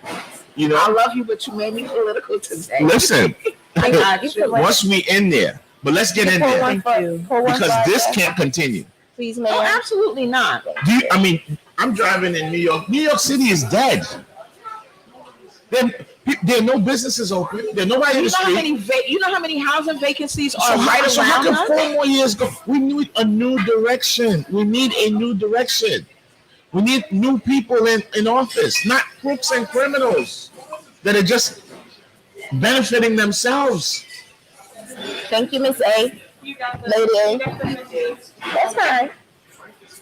You guys remember, we are in a restaurant live. I couldn't sit up Lady here A. part. You're Peter has abandoned us. Why y'all scared? He's a big boy. He'll be all right. He's ordering a drink. No, I'm sorry. I know that's your bison, but that's my tech night. I'm feeling away now. Peter's bigger than me. He could beat me up, so don't be worried about him. Yeah, all right. And Bub has the nerve eating chicken while we're sitting here starving Listen, to death. Okay, I have to watch mine. See no evil here, no But you know evil. what? Let's talk about things more pleasant. Like, what kind of cake we gonna make for Bub this year? I'm not even having an event this year, unfortunately. Oh, no cake? No, I want the cake. That's That's his way of saying he's not invited. It's gonna be. I was gonna say JoJo and Shia. That's what I'm saying. They're gonna eat the cake, but They you love know, my cake. if you bring it here, of course, whoever's here will have the cake. Okay. But I'm not. I don't know. This year has been. I feel a way about celebrating. Peter. You have to celebrate because there are so many things that we have jointly accomplished. Do you remember the year that I tried to cancel my birthday last year? Listen, look, I'll be the first one to tell you. I don't take my own pills, okay? I may give great advice, but I don't always take it. I will. Yeah, of course, I will convince you not to, of course, to have your birthday. But that doesn't mean I'm gonna. No, remember what Jonathan said? Nobody cancels their birthday. And it's more because of that. That's why I'm canceling, because I'm just so. And your birthday is what? Look, you know how emotions come in waves, and there's gonna be a point in time when that day comes, and you realize for the first time in your life, your big brother is not there or wasn't there to say happy birthday. So it hurts, man. So you just don't. Sometimes you want to just have that space to yourself that day. And not in a public. I don't want to bust down crying in front of it. You saw what happened during his memorial. Yeah. It's tough for me. It's tough. It's tough. It's tough. We know, like, part of healing. Microphone. Sorry. I know part of healing and part of healing and part of grief is not only your year of being without that person, but also milestones. Sometimes it doesn't take a year. Sometimes it goes on for years and years, especially when different things happen. So I understand, bro. I'm still making you a cake, though. Yeah, it's so the birthday is next Friday, and I definitely am not. You know, by now, if I was having something, I would have definitely. Oh been, yeah, you'd have been advertising. Yeah, I would have been saying something. Don't about worry, it, we but gonna fix that. It's gonna, it's, you know, we gonna have some. I don't even know where I'm gonna be. To be honest, with you, all year I've been saying, by when November 3rd comes, I want to be out the country because they're gonna mobilize starting next Monday. They're gonna mobilize the law enforcement. Captain Law Enforcement is gonna mobilize the streets. Yeah, did you see that? And it's gonna be crazy. The head police guy that resigned. Yeah, the highest ranking Hispanic officer in New York City. That was very interesting, and what I couldn't find out why. Yeah, I would love to know why. And what's interesting is that he's been in that position for under a year. Yeah, and he's like 43. He's very young. Yeah, very young, and he rose very quickly. So Peter, so I guess online is asking where did Peter go? And someone said I thought he went for water, but he hasn't returned. I don't think he's ordering a drink at the bar. I was literally just calling him on the phone. So the guests are asking where did you go? Yeah, they asked where you Well, wait till you get to your mic. And you come with one drink. He's back. one drink. Yeah. Listen. He put his hair up, but It doesn't make sense that we have the benefit of alternate views, right? And like, I don't know, I get you guys worked up where you know, you ask me questions and you never let me answer. And I'm not being a baby about this, but like it or not, I come with a voice and I represent a new voice amongst Black people in America. And I know that we threaten your comfortability. We threaten the fact that you want to go back to the way things were. I know you want to get back to normalcy, okay? But let's face it, normalcy is mass incarceration. Normalcy is redlining. Normalcy is having 1/10 of our white counterparts' income. Normalcy is all these things that are not good for Black people. And I feel that with all this disruption, we have entered the most relevant time in the history of us being here that we can get some real movement. And I'm not giving any one of them credit and saying, I'm just saying that that's where we are in the time right now. And we as Black people have to be smart enough, have to be savvy enough to embrace it and not get all bent out of shape. Shit is hard right now. We're losing people. I understand that, but you still got to keep an objective eye and see what's happening. I am not willing to sit down with Joe Biden or Kamala Harris because their record speaks for themselves. Is Trump a racist? Fuck yeah. Has he done things in his past? But what he's done in his past affected New Yorkers that were in Lefrak City, New Yorkers that were Black New Yorkers that were displaced because he needed his big developments, Black New Yorkers that had to move from one side of town to the other and maybe into shelters. What Biden has done has collectively shitted on the Black family, particularly the Black male, broken up families, taken us away collectively for 47 years. And so when you say, well, are you willing to sit down with Biden, just based on, put emotions aside. Central Park 5. Can you address that? All day, of course. So I want to hear what you have to say about that. That's part of it, but it affected the Central Park 5 and had a ripple effect on us. He did not enact legislation that affected the entire country for almost half a decade, half a century. It's a difference. You want to call it the same, but there's a big difference. I agree with you, but here's my problem. For me, I have my voice doesn't go away. You can shout me down, and y'all can do it. My voice does not go away. To my defense, I was on the debate team, so I don't see it as an argument. Put your voice out there, be heard. But my thing is, though, for me, I'm really afraid of what's going to happen on November 3rd. No, let's say November 2nd to November 5th, right? Because you already have people who, I guess, are finding out they thought they were registered to vote, they're not registered to vote. The mail-in deadline already passed. That's November 9th. If you do an absentee ballot, you got to request an absentee ballot by October 27th. But you have people who are just saying, I'm not going to vote because there's nobody that's out there, right? You still have to exercise. Do you understand that that's their right? It's no, your right is to fulfill your civic duty. That's your right. Your right is not to do whatever you want to do as a citizen. Duty. We're not talking about you can get up in the morning and decide I want to breathe, I don't want to breathe today. At the end of the day, what you're saying, right, is your ancestors fought and died for you to vote, right? They did not die for me to sit here and listen to someone who borderline supports Trump. Wait. Let me finish my point. My ancestors did.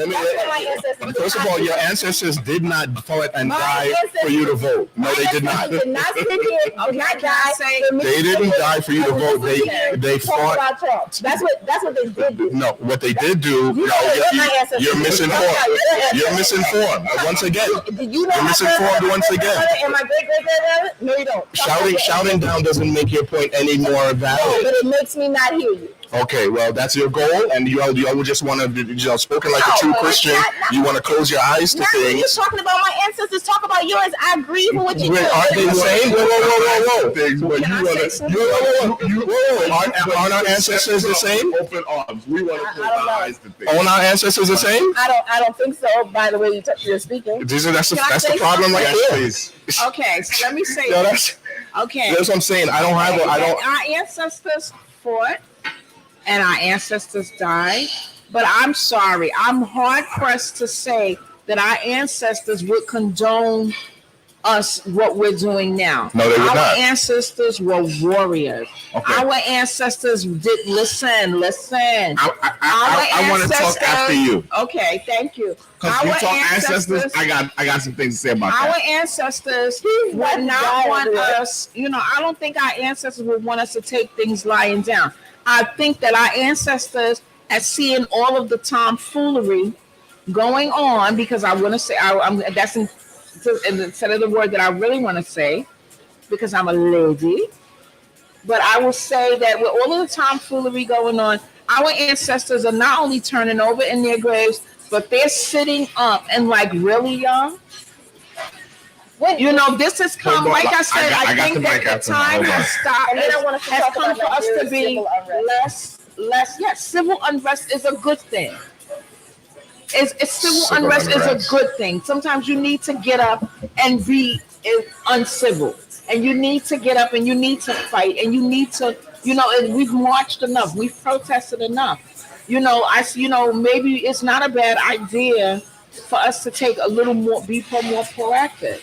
Our ancestors did not come into be enslavement quietly. Sister Olive, what I want to say about our ancestors is that the Yoruba tradition talks about which is good character and good behavior. And I've always had a problem defending people that are in jail for things that they did that were wrong. And so I'm not gonna make my mole on a mountain defending criminals. And if that bothers anyone, that's a personal problem. But the punishment needs to fit the crime. Right. But this is where we always go. But I'm not here. That's not my job. Because what I want to do is make sure my kid grows up with Iwakwele and Iwariri, with the good behavior. Crime and punishment. That's where I'm focused. Crime and punishment is different than marching incarceration. No. Two aren't the same. This is what I'm focused on. Yeah. So I'm not gonna make my mole on the mountain defending criminals.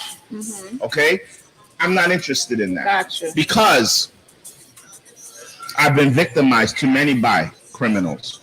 Once again, we don't know.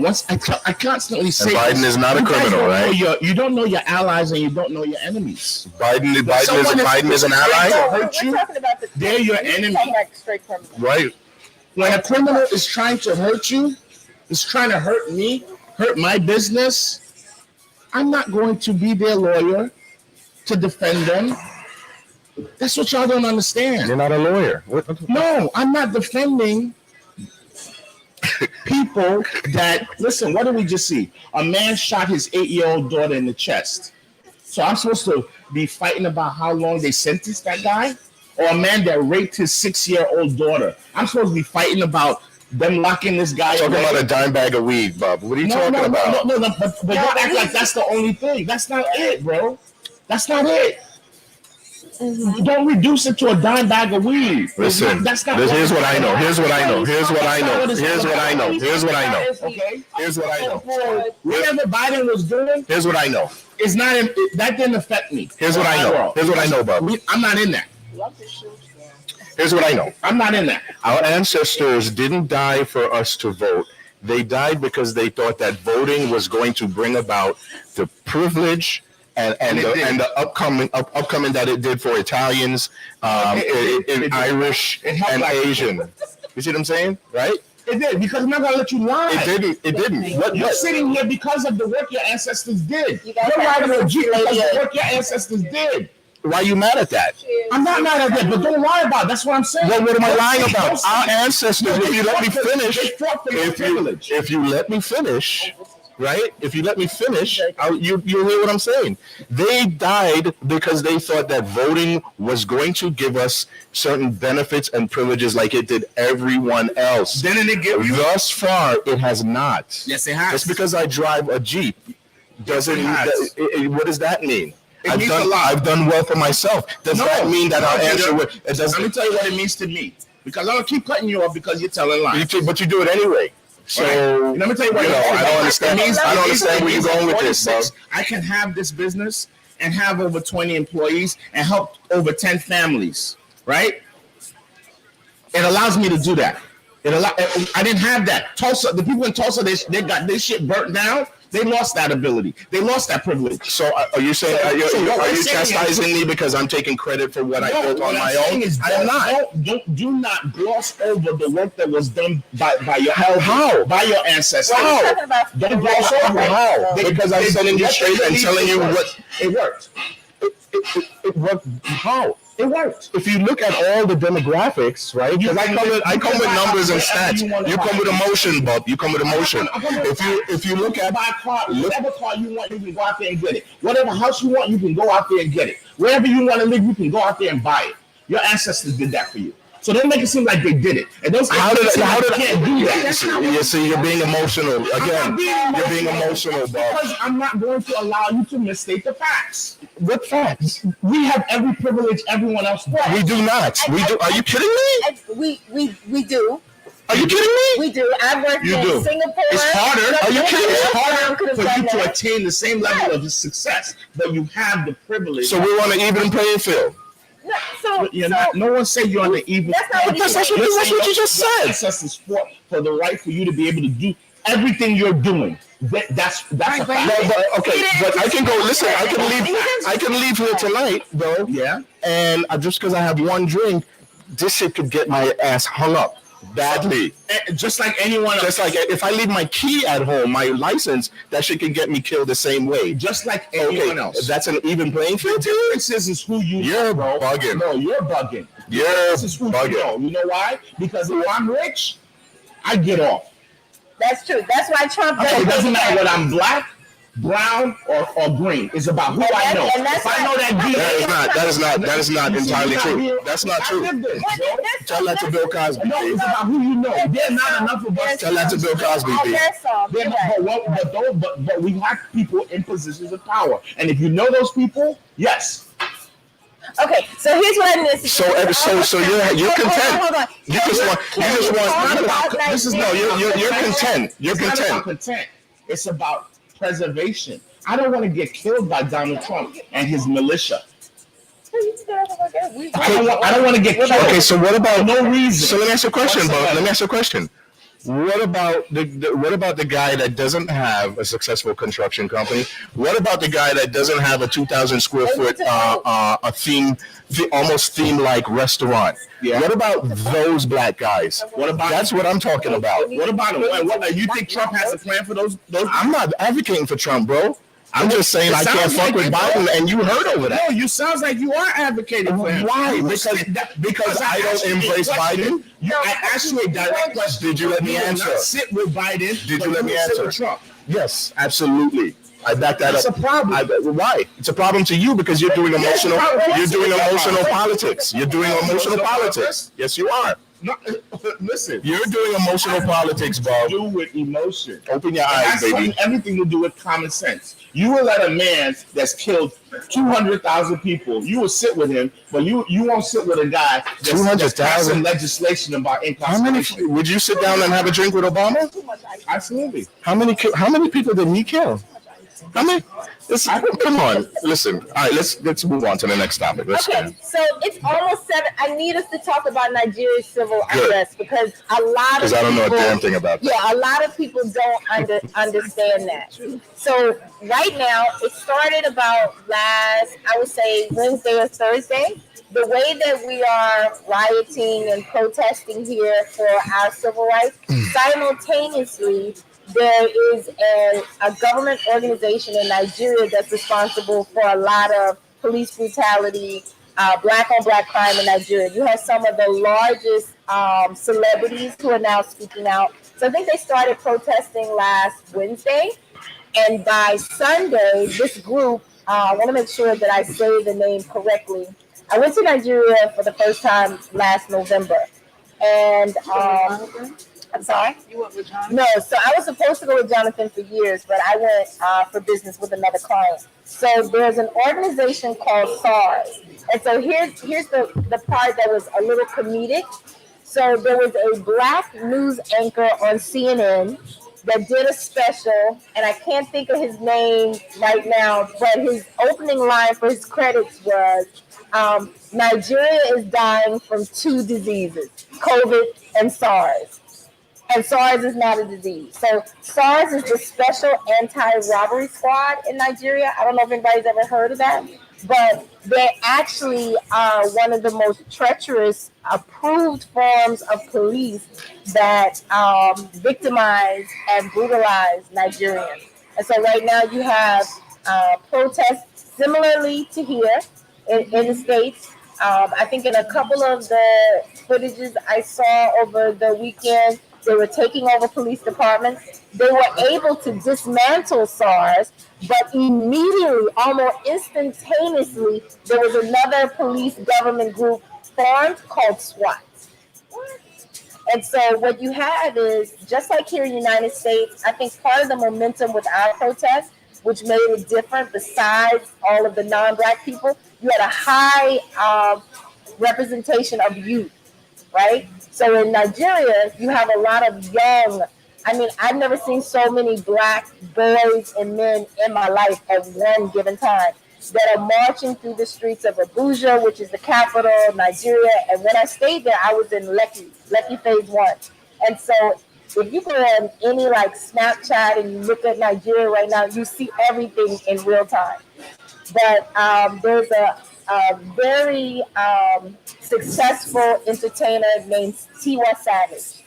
Today I watched her on live almost break into tears because she was asking for help from the United States, and she was saying how she's seen Drake, Trey Songz, Carly B, a lot of people reaching out, people who have traveled to Nigeria saying that these things are wrong. But the problem, what I learned when I went to Nigeria, here in the United States, people say they're poor and they're disenfranchised. You have the welfare system. You can go to public assistance. You can get food stamps. You can get cash assistance. You can get housing. When I went to Nigeria in November, I saw things that were things are good. Things be good for us, huh? We can get free stamps, and things is good. It is all relative. It's just like when I say I'm starving, I'm not fucking starving. I'm hungry. And I never really realized that even after surviving 9/11 and not having a job for a while, going to Nigeria showed me the difference, showed me what poor is.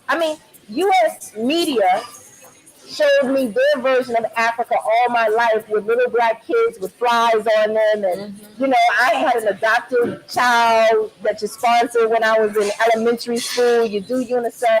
But being in Nigeria and seeing the extreme wealth, black people with oil money, I mean, really, really wealth. And then the poor people who all they wanted was a job, and they wanted a job so badly, they were sleeping in their job because they couldn't go home to the village. And so now to see this protest happening, people marching barefoot in underwear, like, that was a real struggle. We have struggles. We have a high amount of people dying, but I think the problem that we get into, one, with people of color, so we're very passionate. Absolutely. And whenever we are speaking about things we believe in, which happen to be politics, we're even more passionate. And so I don't think when I'm talking to Peter, I respect him, I respect Bob, I respect you as a guest. I think that the only issue that we had, and with me, because I know I speak for myself, is not that I think Peter supports Trump. I don't believe that either.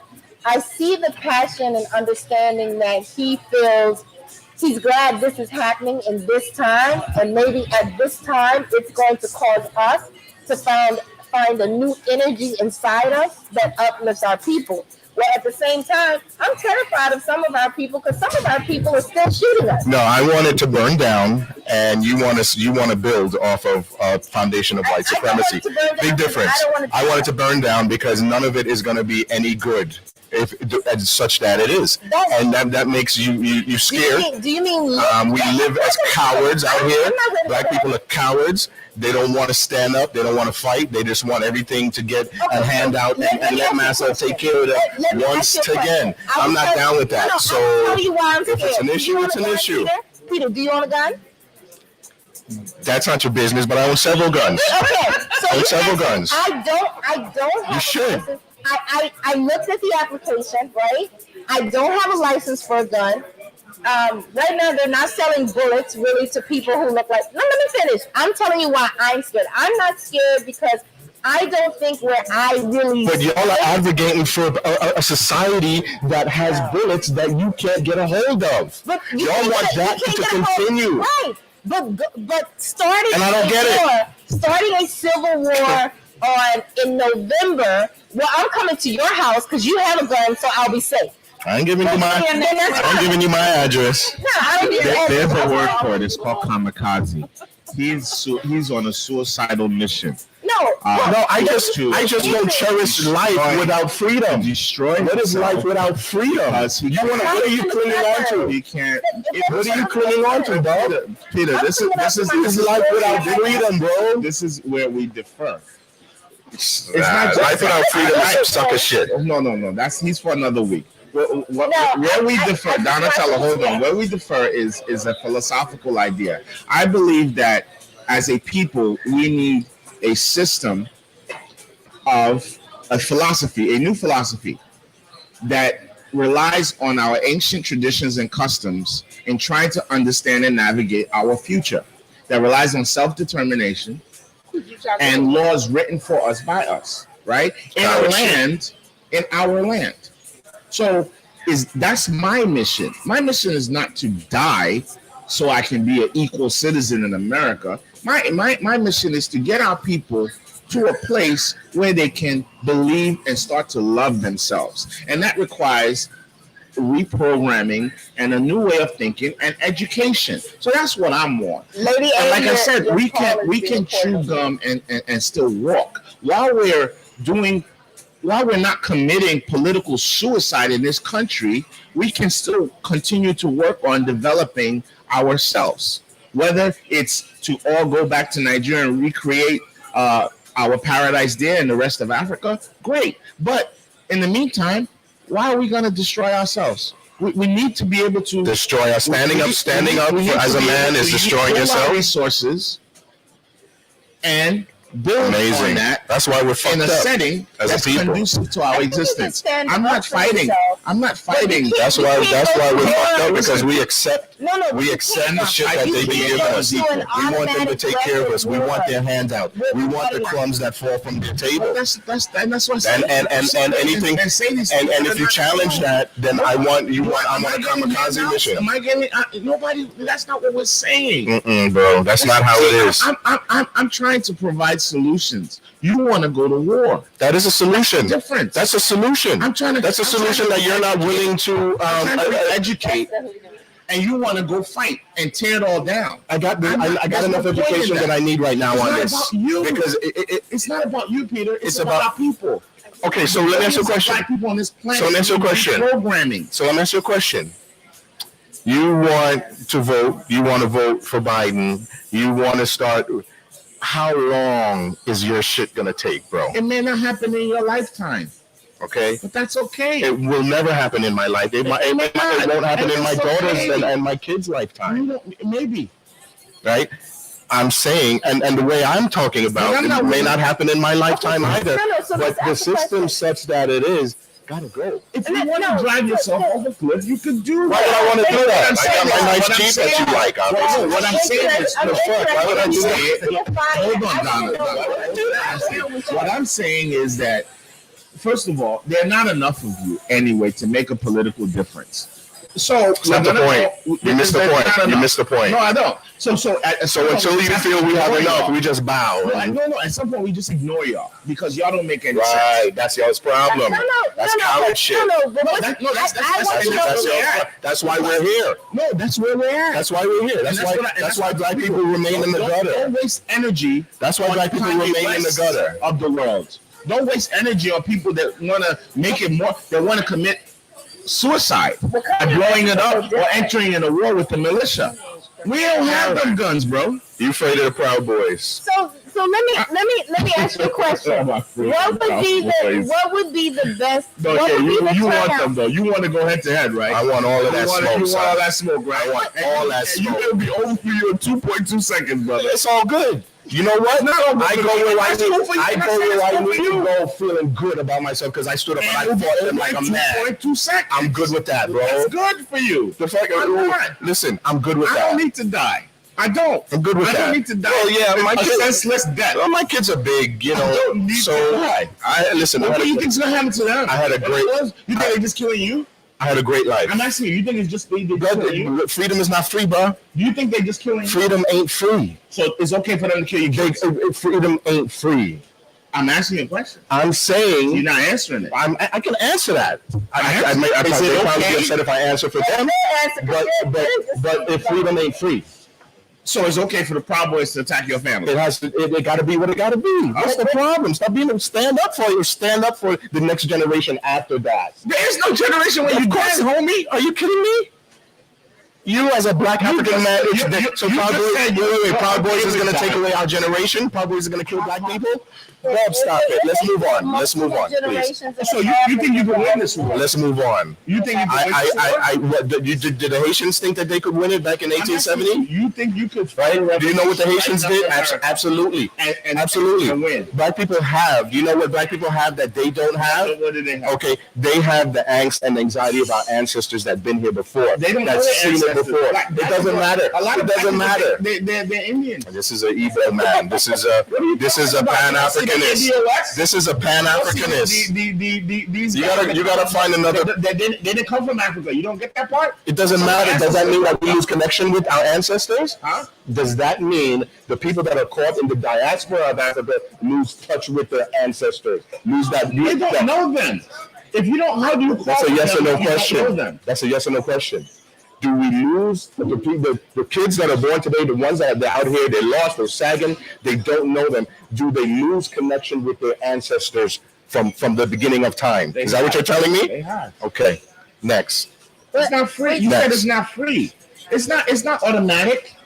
You're not just blessed with it. Next. You have to recognize it. You have to understand it. You have to call it. You have to know its name. So, I think that we are very passionate. And I know we don't have to watch time, but tonight I do because I have another client meeting at 8. And I think I think that we raised some really, really, really good points.